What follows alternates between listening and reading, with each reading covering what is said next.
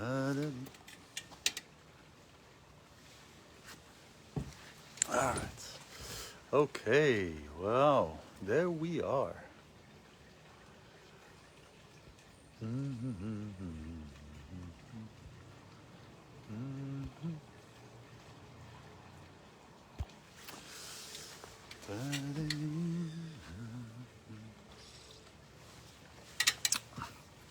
Well, hello.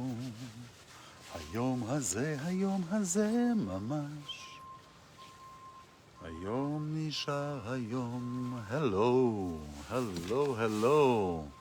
היום הזה היום ממש. נראה איתה. והוא היא איתנו דנו הקטנה. Let's see, can you hear me? Let's see. Yeah, there we go.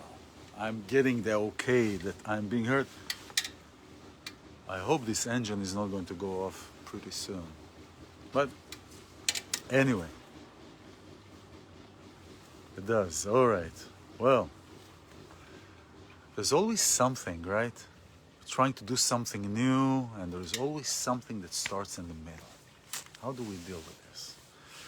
Well, almost Shabbat Shalom. It is still chilly in sunny California. And, well, so, sweetest Shabbat Shalom. Of course, the sweetest. You know, any Shabbat that is not sweet. Every Shabbat is sweet. Every creation is beautiful. So, this week, today, especially these last 3 days, and how it leads into this weekly portion of the Torah, but how it affects really us on a daily level. And this is really what I like to speak about, is how the events, either in the Torah portion or in the Torah portion, how do they relate, and how are they working with our daily life? How we can learn from that every single day. And so I want to talk about security, security. So like trust in ourselves, trust in the Creator, and joy, happiness, right? I'm going to go with that. So this week portion is Parashat Vayishlach, but really there are two issues that I want to see if I can get to, and that really are echoing. The story today, this portion, Jacob is going to meet his brother, Esau, after many years of not seeing one another because he's afraid. Esau wants to kill him because he supposedly stole his birthright and his blessings, which he didn't. It just Esau that didn't give a rat's ass about them, and Jacob had a shrewd mind, and he said, okay, let me see what I can get. So he got his birthrights and the gifts from his father, from Isaac, and Esau for many years has been hunting his brother and looking for him and wanted to really kill him. Now Esau, the difference between, if you don't know, Esau is this redhead guy that is just big, a hunter, an animal, likes to go out in the woods and just, you know. And Jacob was a mind guy. You know, many times it's mind over the matter. It is the wisdom over the shisdom. So here they're going to meet, right? So what does Jacob do before he meets Esau? He sends out gifts, and this is where he's deploying three tactics. He's deploying the tactic of a gift, a prayer, and preparation for war, which in our days will translate into gifts, prayer, and practical preparation. At that time, the practicality was war. So what he did, he sent out tons of herds and sheep and camels and everything towards Esau before Esau was hitting town. And he told his disciples, or he told his helpers, just make sure to spread out all the herds and the camels and the sheep and everything. Spread them out so there is quite a bit of a distance between each herb. Why? So it'll look like there is a lot and it'll look very respectful. As he was doing that, it wasn't enough, and he also prayed. Now, when we pray, or when we are meditating, right? What do we do first, or what is the most profitable for us to do? Is first of all to be grateful, to recognize what we have, to recognize the past, right? It is recognizing what we have and what we've got, what we were given until now, because there is always someone that has it worse than we do. And so it's the gratitude that is creating this sense of security and sense of trust in the Creator, trust in ourselves, but in ourselves as a proxy, not in ourselves, me, all in my power. And I'll talk about that in a second. And so he prayed. But on top of that, he didn't just pray and sit and said, you know what, God, I'm just waiting that you will save me. I'm not doing anything. That's it. I just prayed and I sent gifts and that's it. He prepared for war in case his brother doesn't like him, doesn't like his gifts, and will. So he divided his camp into two. In case one camp is perished by his brother, there is another camp that is left. So these are the three things that we can deploy every day in our handling of things and how we're approaching things, right? When we want to talk to somebody, or when we have a conflict with somebody, how do we resolve a conflict? What I like to call the sandwich effect. It is, first of all, look to the person, see the person, what the person did, regardless of what you have. Compliment the person, look at the person's qualities.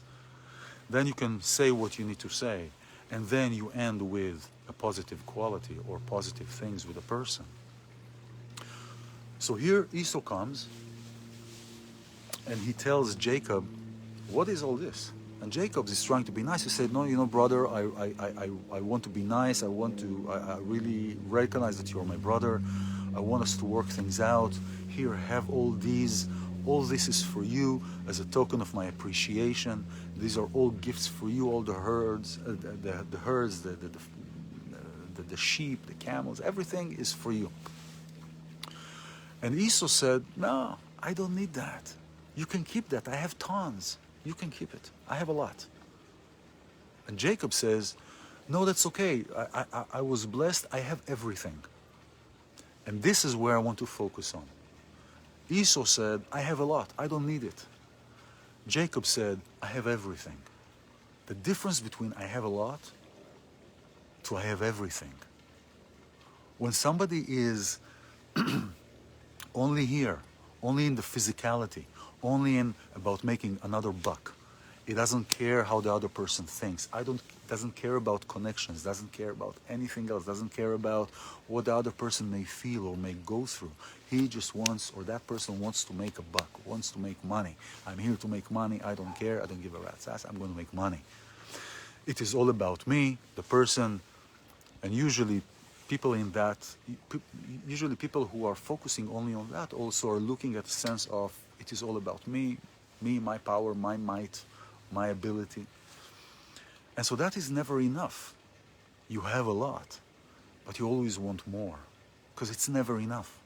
It's like the story of this guy that had $1 million in his bank, but he was eating himself up because his neighbor had 4 million.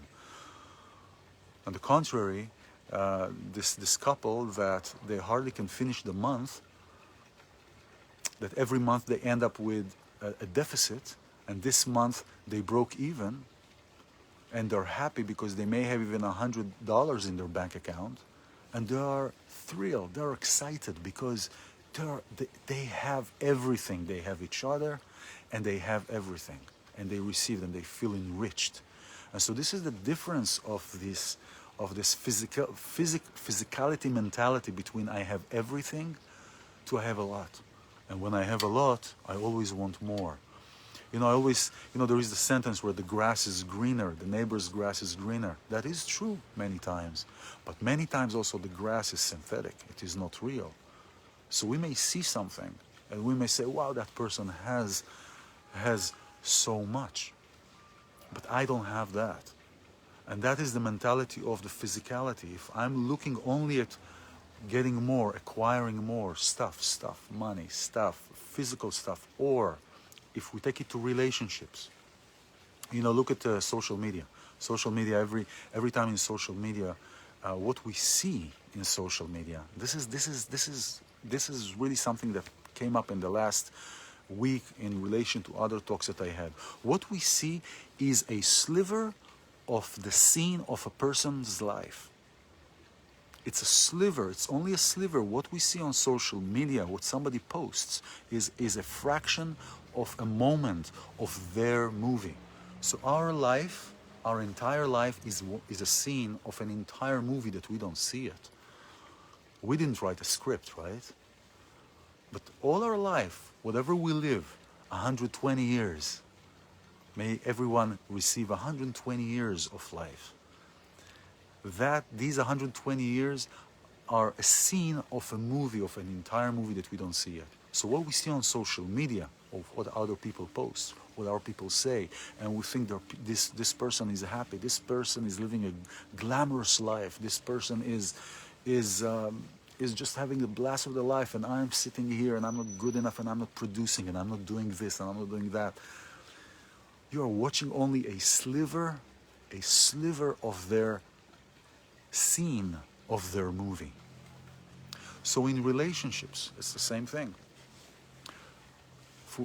Or if you're looking for a relationship, many times I would hear people that are saying, you know what, I can't find somebody because I'm not willing to compromise. I don't want to compromise because I want to meet this perfect person.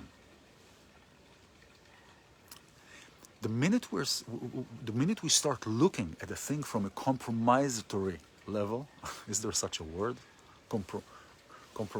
Compromise level, that we are about to compromise, we're already at a loss. Because we're already telling ourselves that we're not going to be happy with that who we meet. So we meet somebody that has, let's say, 90% of what we like, of really what is good with us, what is good for us. Has everything. Except there are a couple of things that are really not working. What ends up happening, many things, and I see it with couples I work with, what is happening is that the focus becomes on that missing 10%, on that missing 20%. And that is the I have a lot, but I don't have enough. That is the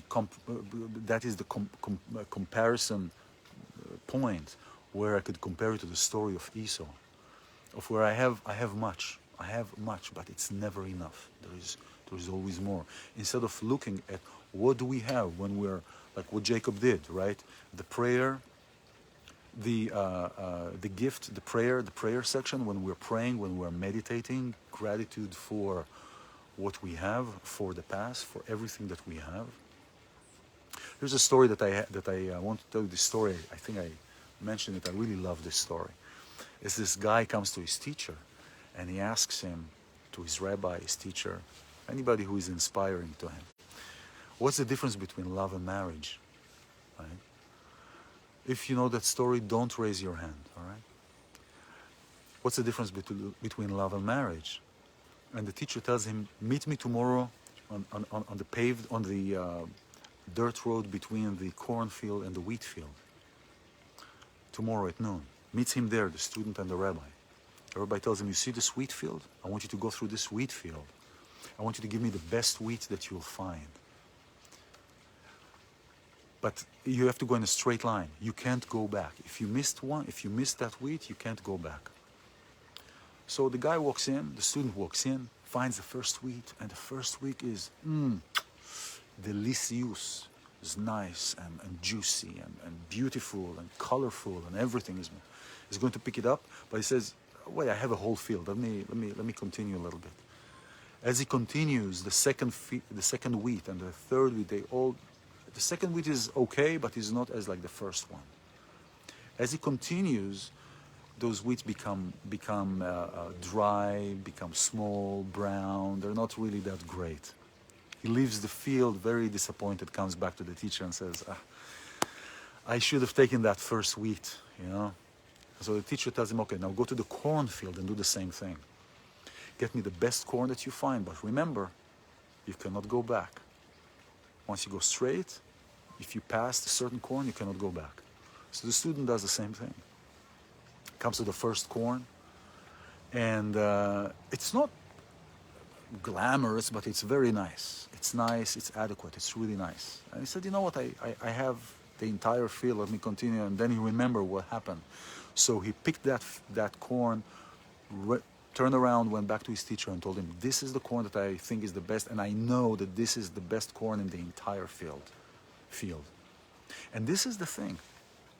When we see something that makes us happy, that puts us in a place where we are connected to parts of ourselves that we've never experienced before, to parts of ourselves that show us these places that we've never touched before, especially if they put us through challenges, because it is through challenges that we grow. It is not only when we're comfortable. Now, I'm not saying that we shouldn't be comfortable. It is really nice to be comfortable sometimes, and to, as we say in Hebrew, rest on leaves, on the leaves, on bay leaves. You know, it's okay to do that. But when that hinders on our creativity, and when that hinders on the way that we look and we speak with people, when that hinders on our way to expand our consciousness, when that takes away from our kindness and puts us in a place of it's not enough, then we know that we're maybe too comfortable. And so this is how it is happening in relationships as well. Not just when we're looking for a relationship, when we are in a relationship and we have this great harmony, and then there is something that is not what we are conditioned many times, is not working right. And if we look at these things, that we think are not good for us, we will see that many of these things are conditioned, are preconditioned from our experiences, from the way that we've experienced relationships, from the way that we've experienced our childhood, and not everything that we want is good for us. Sometimes I may want something while I'm in a place of distress, while I'm in a place of negativity. So if I want something, does that mean that it's good for me? And if we pray all the time and we meditate and we ask, abracadabra, right? That's a program that I have, and this is my motto, abracadabra, create what you speak. Abracadabra is in Aramaic, if you didn't know, evra kedabra. I create as I speak. The words, especially certain words, Hebrew language, are channeling for divine energy. So speaking these words out of our mouth, hearing them back, that's the feminine. Speaking is the masculine. Hearing them back, intentionalizing, meditating, speaking this word, abracadabra, is creating a ripple effect, is creating an energy field around us. It is like a conductor. We're conductors. We're conductors on this earth. We're just like needle points on this earth. What we are creating, what we're starting from inside to start moving our wheels, it's emitting outside.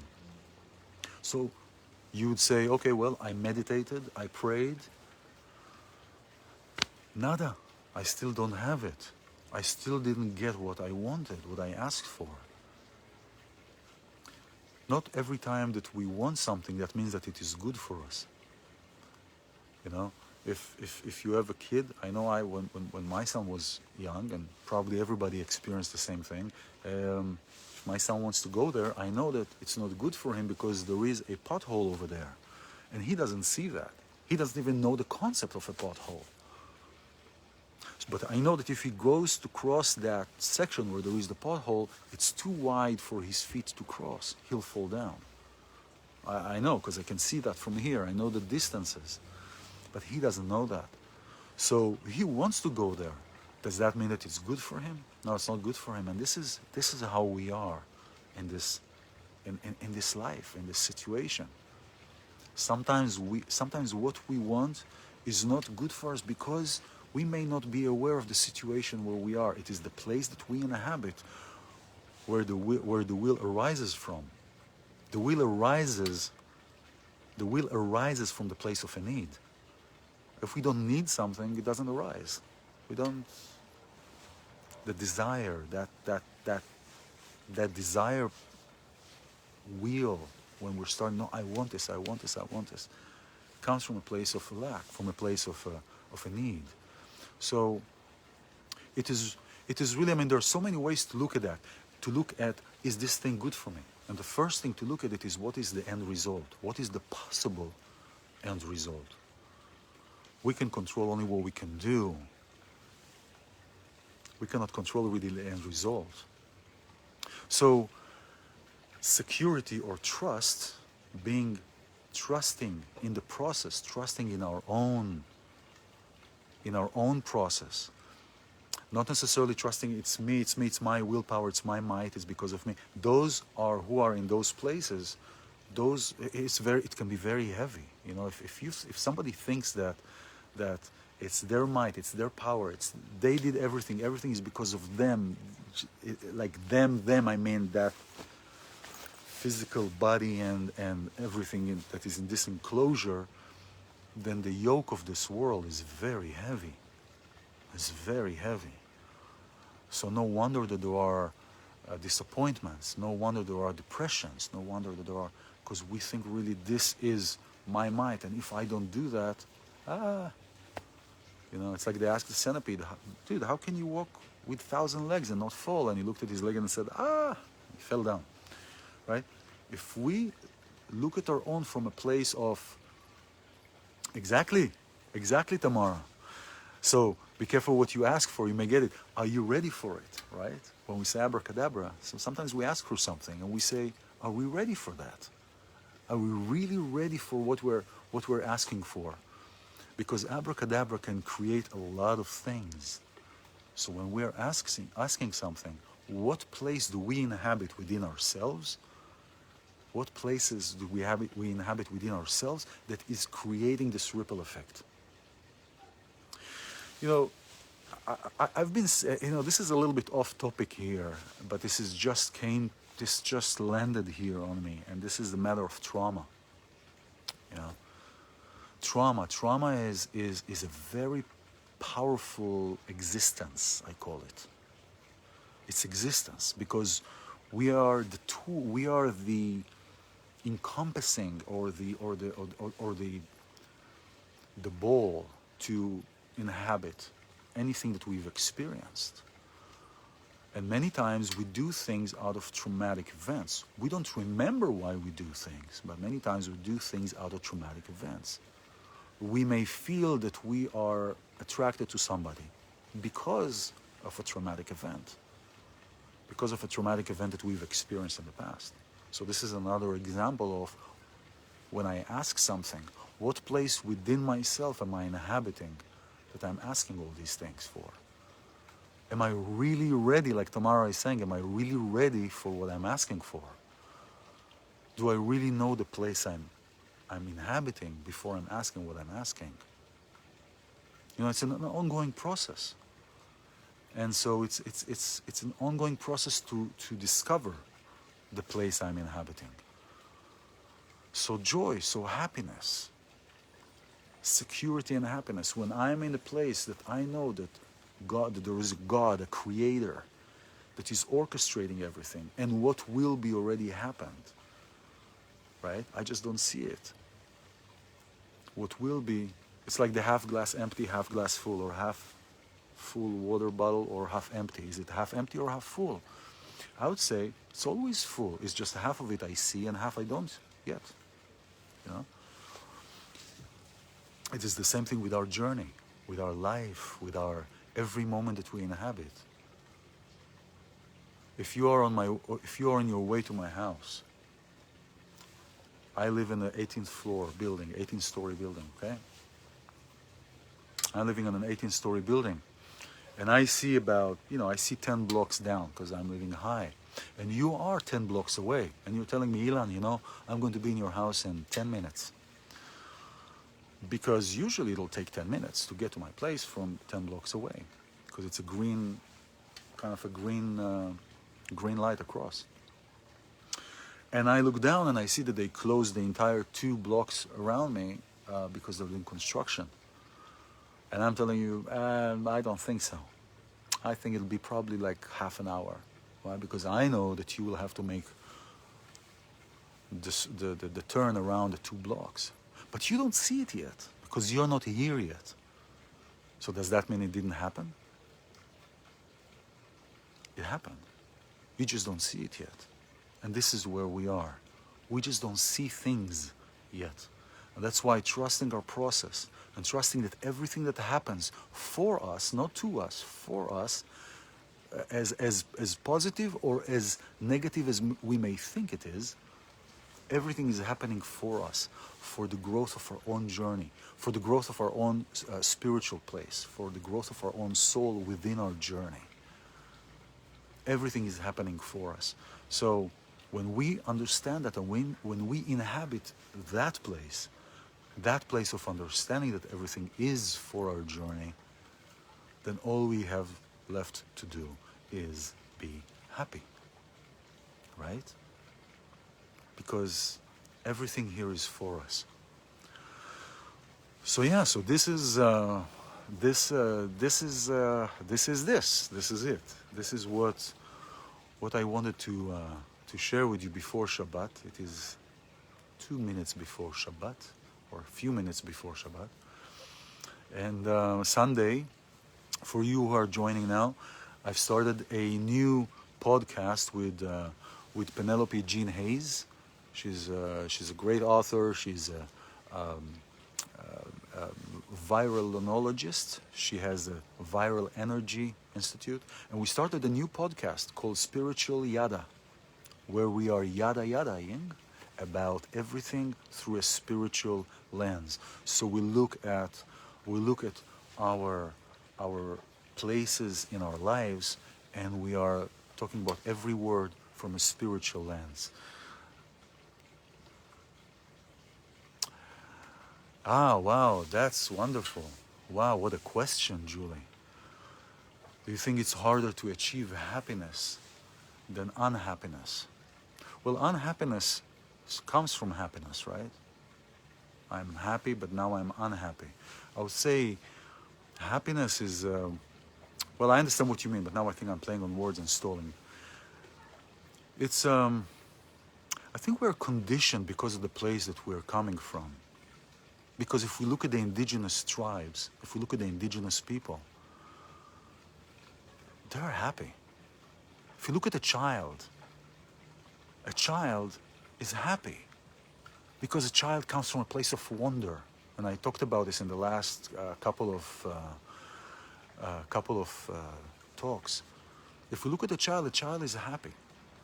It is those constraints and those circumstances and this places that we are negatively drawn to that are creating this quote-unquote unhappy place. And actually it takes more energy to be unhappy. It takes more energy to be unhappy than just to be and to experience everything in from a place of wonder and to be in a place of joy. Because it is. I can talk from personal experience, I can talk from collective experience of the collective that I know, and other collectiveness. It is a place of inhabiting, and it is really shedding the layers that is revealing the light. It is not adding something. It is not adding something to get something. You know, many people would think that, oh, I need to buy this to be happy. I need to get this to be happy. No, I have to wait that I will feel this in order to be happy. No, it's the other way around. It's I'm peeling a layer, taking a layer off, and a layer off, and other layers. So peeling all that we accumulated over these years, you know, all these heavy bags that we are carrying with us, you know. the rock that we're carrying with us. So it is really shedding, and it is the place of wonder. Wow, what's happening when what would happen if I go there? Oh, I don't know. Let me go. Let me check it out. So go check out your wonder places, and check out your wonderful inhabiting places and your wonderful experiences, because you are light. And with that light in mind, we'll be Shabbat Shaloming you.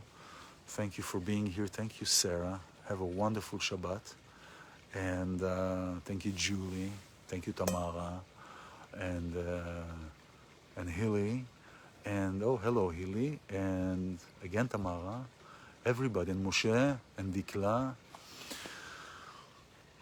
Have a wonderful Shabbat. And so Sunday, 3 p.m., Spiritual Yada. 3 p.m. Pacific time. YouTube channel, Facebook, Spiritual Yada. Have a wonderful Shabbat. Bye-bye.